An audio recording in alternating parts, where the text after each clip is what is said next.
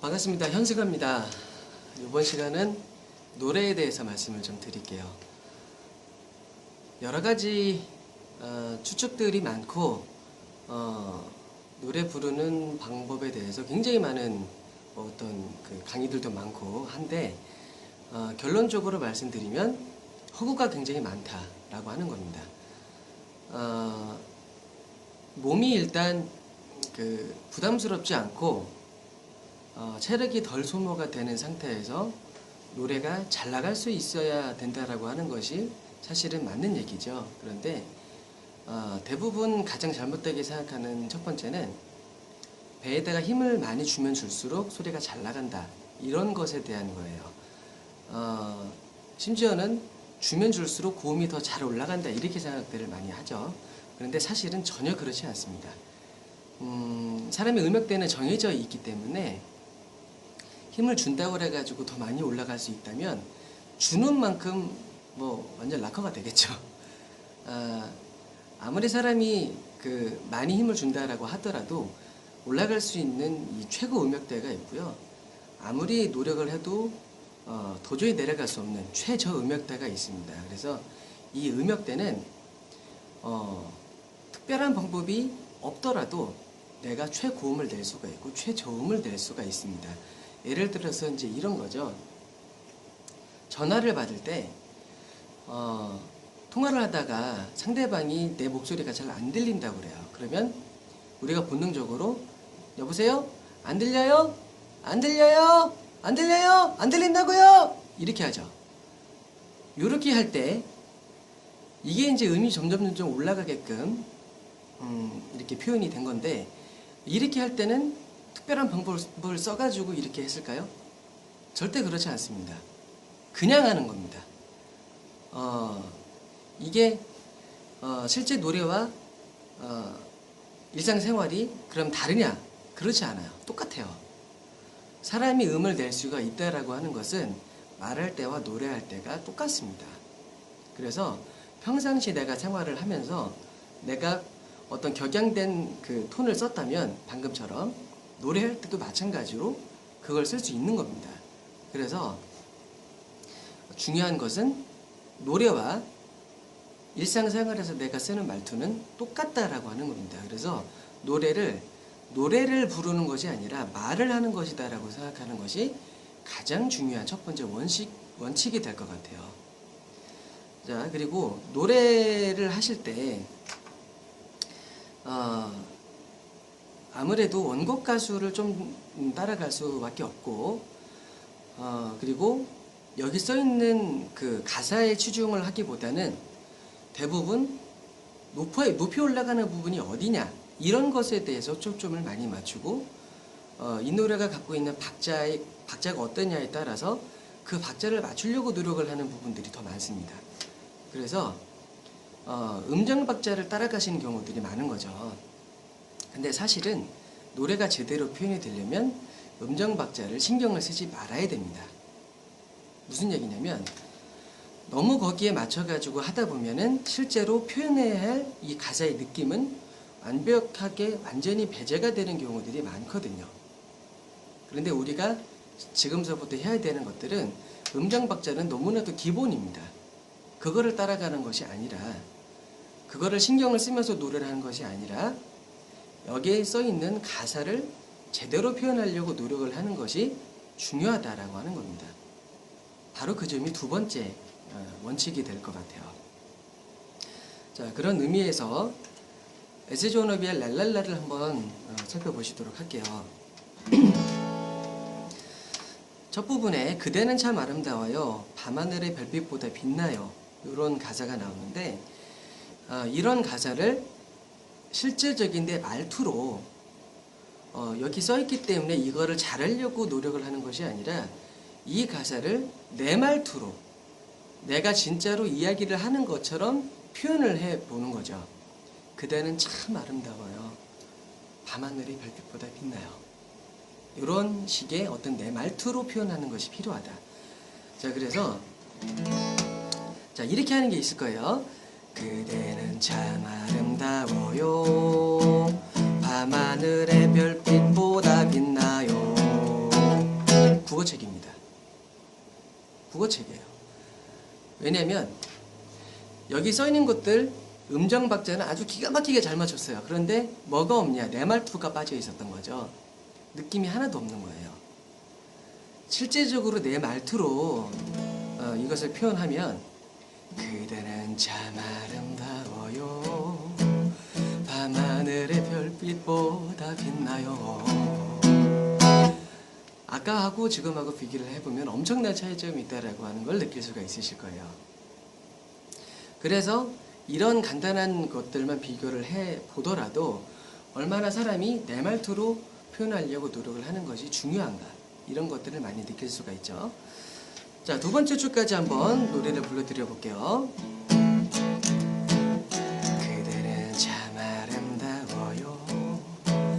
밤하늘의 별빛보다 빛나요. 지친 나의 마음을 따뜻하게 감싸줄 그대 품이 나의 집이죠. 자, 두 번째 줄까지 노래를 불러드렸어요. 자, 그 다음에 그 다음 부분서부터는 이제 가사가 굉장히 극적으로 갑니다. 세찬 바람 앞에서 꺼질 듯한 내 사랑도 잘 참고서 이겨내줬대요. 세찬 바람 앞에서 꺼질 듯한 내 사랑도 잘 참고서 이겨내줬어요. 여기에서 느낄 수 있는 가사의 어떤 느낌은 굉장히 고마운 느낌을 많이 가는 겁니다. 세찬 바람 앞에서 꺼질 듯한 내 사랑도 잘 참고서 이겨내줬다라고 하는 것에 대한 고마움이에요. 그래서 마음속에 고마움을 가득 먹고 세찬 바람 앞에서 꺼질 듯한 내 사랑도 잘 참고서 이겨내줬어요.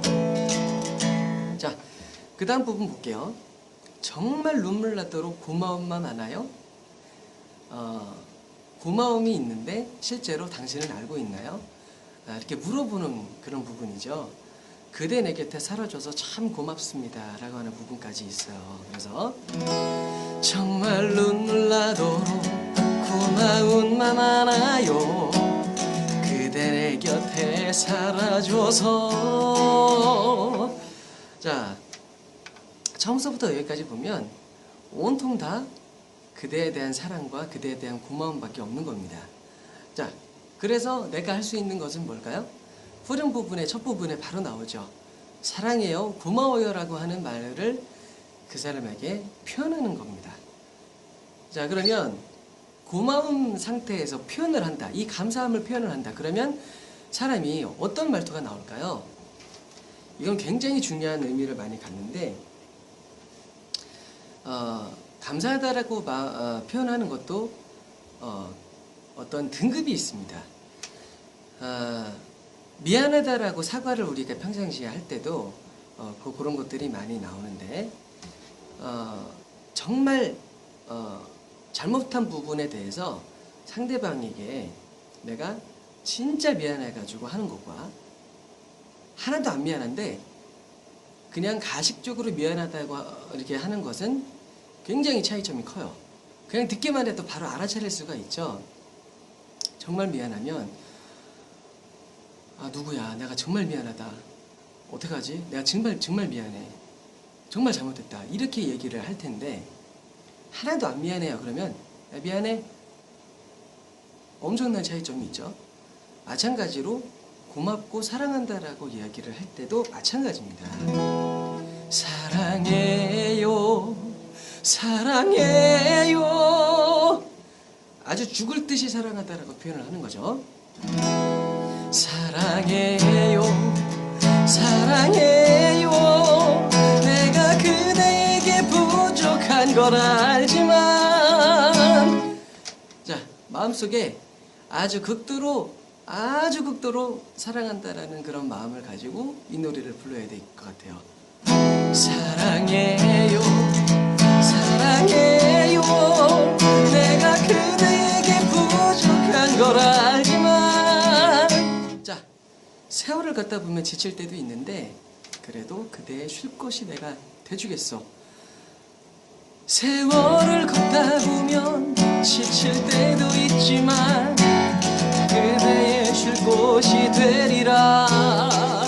또 한 번. 사랑해요 고마운 내 사랑 평생 그대만을 위해 부르리 노래 사랑 노래 함께 불러요 둘이서 뭐라고요? 랄랄라. 자, 굉장히 사랑스러운 노래예요. 자, 사랑스러운 노래만큼 마음속에 어떤 미안하고 고맙고 그리고 사랑한다라는 그런 마음을 마음속에 많이 갖고 이 노래를 처음부터 끝까지 내 말투로 여기 쓰여있는 것들을 잘해야지 이렇게 하는 것이 아니라 요거는 좀 못해도 상관이 없습니다. 여기 나와 있는 것들을 내가 진정으로 진짜로 마음속에 담고서 내 말투로 노래를 한다면 화려한 것이 아니라 그 자체가 굉장히 진솔한 표현으로 나오게 됩니다. 그러면 사람의 마음을 움직일 수가 있습니다. 아, 저 사람이 진짜 진솔한 마음으로 노래를 부르고 있구나. 이런 것에 대해서 사람들이 감동을 갖게 됩니다.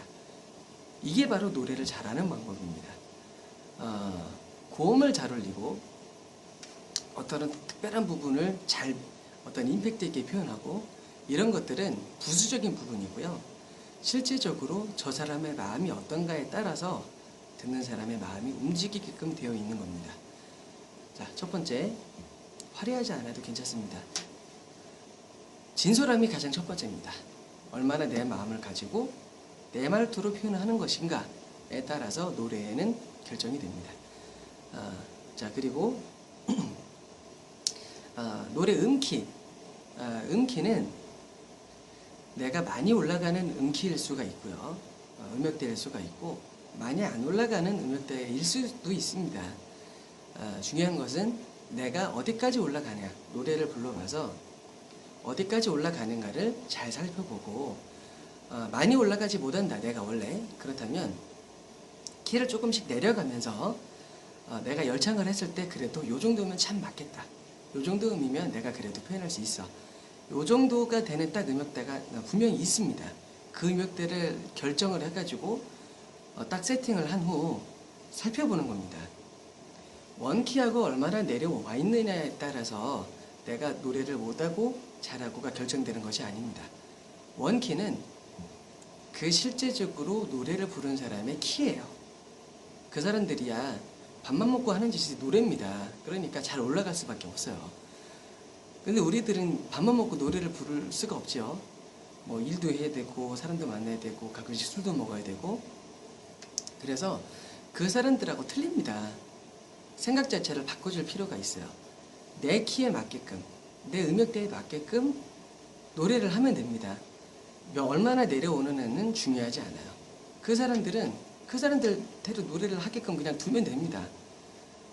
물론 악보야 그 사람들에 맞게끔 나와 있지만 내려서 불러주는 것은 내 몫이고 음키를 바꿔가지고 연주를 해주면 되는 겁니다. 그렇게 중요한 문제는 아니기 때문에 그것이 음키가 노래를 잘하는 요건이 될 수는 절대로 없습니다.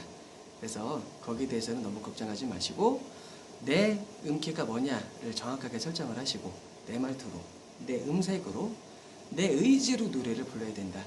여기 나와 있는 것들을 잘하려고 하는 것은 그렇게 의미가 없습니다. 듣는 사람들이 감동을 느끼지 못하기 때문이죠. 내 마음에 따라서 노래를 불러줘야 가장 훌륭한 노래가 될 수 있습니다. 자, 오늘은 랄랄라에 대해서 잠깐 말씀을 드렸지만 궁금한 점이 있으시고 따로 질문을 하실 부분이 있다면 언제든지 문의해 주시기 바라겠고요. 부족한 부분들이 참 많습니다. 발성을 어떻게 하는 것인가에 대해서도 오늘 말씀을 못 드렸는데 그 점에 대해서는 다음 시간에 말씀드리도록 하겠습니다. 고맙습니다.